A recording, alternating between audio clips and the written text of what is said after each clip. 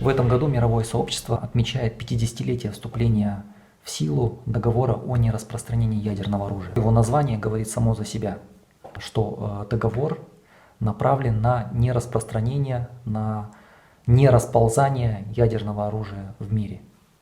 Договор был открыт к подписанию в 1968 году и вступил в силу в 1970 году. Сами предпосылки для появления такого договора появились, когда Соединенные Штаты Америки разработали и применили это ядерное оружие 6 и 9 августа 1945 года, сбросив бомбы на японские города Хиросима и Нагасаки. Позднее Советский Союз поставил на вооружение это оружие в 1949 году, и к ядерному клубу успели присоединиться Великобритания, Франция и Китай. Важность этого договора, исключительная важность, заключается в том, что на тот момент, на момент разработки и открытия к подписанию и вступления договора в силу, больше 20 государств обладали потенциалом и намеревались разработать и получить такое оружие. В этом смысле, конечно же, колоссальную роль сыграл договор о нераспространении ядерного оружия, ДНИАО, который остановил расползание этого оружия. Среди этих государств можно назвать такие, как Австралия, Канада, Египет, Швеция, Япония, Италия, Германия, Норвегия. Представьте, если бы все эти страны на сегодняшний день обладали ядерным оружием. Но, к сожалению, есть еще 4 государства, которые не являются участниками этого договора. Тем не менее, они обладают ядерным оружием. Мировое сообщество не рассматривает их как страны, которые обладают этим правом, и призывают их присоединиться к ДНИАО в качестве безъядерного государства. Это такие государства, как Израиль, Индия, Пакистан и КНДР. Сама суть договора очень простая. Статья 1 договора гласит, что государства, обладающие ядерным оружием, ядерная пятерка, о которой я говорил выше, обязуются никому не передавать прямо или косвенно, каким бы то ни было способом, и не поощрять разработку язерного оружия. А статья 2 гласит, что страны, которые не обладают ядерным оружием, в свою очередь берут на себя обязательство не принимать такой помощи в разработке ядерного оружия и обязуются его не разрабатывать. Из 4 стран, упомянутых мною выше, повторюсь, Израиль, Индия, Пакистан и КНДР, Северная Корея из этих 4 стран являлась участником договора, членом договора о нераспространении ядерного оружия, однако впоследствии вышла из него, руководствуясь высшими национальными интересами. И такой механизм в рамках договора предусмотрен. Но, тем не менее, выход Северной Кореи из самого универсального договора в сфере разоружения и международной безопасности, конечно же, поставил вопрос перед мировым сообществом, что делать для того, чтобы укреплять режим нераспространения ядерного оружия. И как его можно укрепить? Ну, на мой взгляд, с одной стороны, ответ на этот вопрос очень простой, с другой стороны, сложный.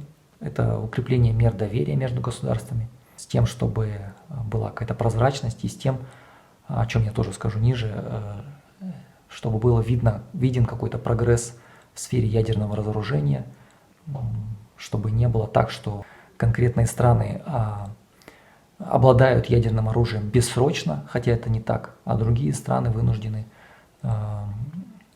тем не менее, испытывать каждое текущее мгновение, испытывать страх ядерного апокалипсиса. Я уже упоминал статью 1 и 2 договора. Есть еще одна крайне важная статья, которая касается ядерных держав. Мировым сообществом рассматривается как краеугольная статья договора, статья 6 ДНИАО, которая гласит, что стороны обязуются в духе доброй воли вести переговоры о прекращении гонки ядерных вооружений и о ядерном разоружении. В этом смысле, к сожалению, вопрос ядерного разоружения окончательного уничтожения ядерного оружия, решение этого вопроса в настоящее время не просматривается. Вы сами знаете, насколько сейчас обострились отношения между США и Россией в сфере ядерного разоружения. Здесь надо отметить, что эти две страны обладают более 90% ядерного арсенала от всего мира. В мире сейчас насчитывается порядка 14 тысяч ядерных боеголовок. Кроме того, ядерные державы по настоящее время инвестируют огромные средства в модернизацию ядерного оружия. Ну, например, по имеющимся оценкам, Соединенные Штаты в предстоящие 30 лет инвестируют $1,5 триллиона США.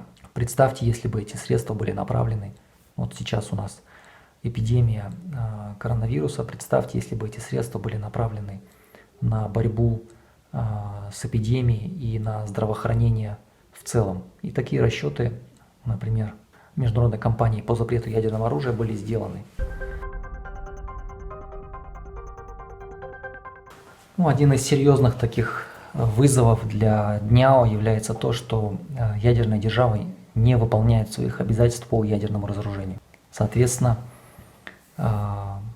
сам договор является, скажем так, несбалансированным.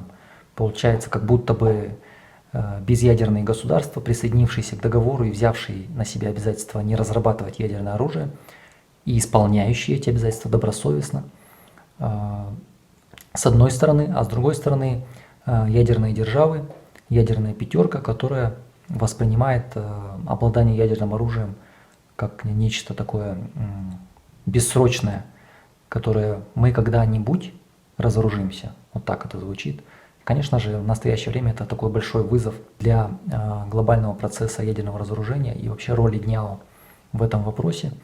И здесь очень важно отметить, что безъядерные страны дали, скажем так, свой ответ и в 2017 году разработали и приняли большинством голосов на площадке ООН договор о запрещении ядерного оружия. Но ядерные державы этот вопрос бойкотировали. Более того, они всячески подчеркивают, что новый договор подрывает режим ДНЯО, хотя непонятно, каким образом он его подрывает, если в самой преамбуле этого договора о запрещении ядерного оружия подчеркивается, что ДНЯО является краеугольным камнем вопросов разоружения и международной безопасности. И сам договор о запрещении ядерного оружия направлен на имплементацию статьи 6 договора о нераспространении ядерного оружия. Как я уже говорил, она говорит о ядерном разоружении. Есть ли будущее у ДНЯО? Безусловно, есть, поскольку этот договор до сих пор играет одну из ключевых ролей в выполнении, сохранении и укреплении режима нераспространения ядерного оружия. А этот вопрос актуален, поскольку ядерное оружие существует, значит, нужно заниматься вопросом его нераспространения. Казахстан является ответственным участником договора о нераспространении ядерного оружия. И мы присоединились к этому договору как безъядерное государство. Более того, как наверняка вы знаете, Казахстан пострадал от испытаний ядерного оружия. И за 40 лет на Семипалатинском полигоне было произведено порядка 500 ядерных взрывов, 116 из которых были произведены в атмосфере. И эксперты посчитали, что если суммировать все эти ядерные испытания только на Семипалатинском полигоне, поскольку были еще другие испытания на территории Казахстана. Так вот, если взять испытания только на Семипалатинском полигоне, то мощность этих взрывов в 2500 раз превышает мощность бомбы, сброшенной на Хиросиму. И в Казахстане от ядерных испытаний пострадало порядка 1,5 миллиона человек. И, к сожалению, если мы посмотрим, сейчас уже рождается 4-е поколение пострадавших от ядерных испытаний, и последствия ядерных испытаний продолжают сказываться до настоящего времени. В этой связи, конечно, Казахстан имеет не только моральное право, но и моральную обязанность участвовать в вопросах разоружения и нераспространения ядерного оружия. В этом плане Казахстан очень активен на внешнеполитическом треке. Можно сказать, что это наша внешнеполитическая фишка, поскольку мы чувствуем ответственность за будущее безъядерного мира, как страна, которая на себе испытала всю пагубность и весь ужас этого оружия. И в этом смысле Казахстан на постоянной основе выдвигает инициативы, проводит конференции по этим вопросам. Например, в 2015 году Генеральная ассамблея ООН по инициативе Казахстана приняла всеобщую декларацию по достижению мира, свободного от ядерного оружия. Или вот совсем недавно, в 2017 году, был запущен процесс по размещению банка низкообогащенного урана МАГАТЭ на территории Казахстана.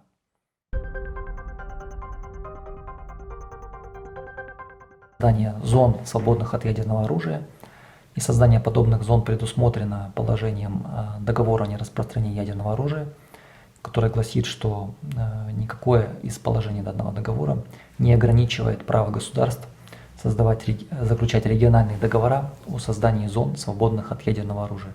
И в 2006 году центральноазиатские государства, то есть это Казахстан, Кыргызстан, Таджикистан, Туркменистан и Узбекистан, подписали договор о создании подобной зоны. И этот договор вступил в силу в 2009 году. Для краткости, поскольку этот договор был подписан семипалатински, его называют Семипалатинский договор. Вот, этот договор предусматривает, что в нашей зоне, в Центральной Азии, никто из государств не будет ни разрабатывать, ни размещать на своей территории ядерное оружие. Мы знаем, что есть такое понятие, есть такая проблема в вопросах нераспространения ядерного оружия. Это так называемый nuclear sharing, когда государство-участник ДНИАО, обладающее статусом безъядерной страны, тем не менее принимает и размещает на своей территории ядерное оружие. В настоящее время это такие страны, как это страны-члены НАТО, такие страны, как Италия, Нидерланды, Германия, Турция. Кажется, никого не забыл. Вот. Так вот, создание подобных зон исключает и эту возможность. Ни прямо, ни косвенно не поддерживать применение или размещение или испытание ядерного оружия.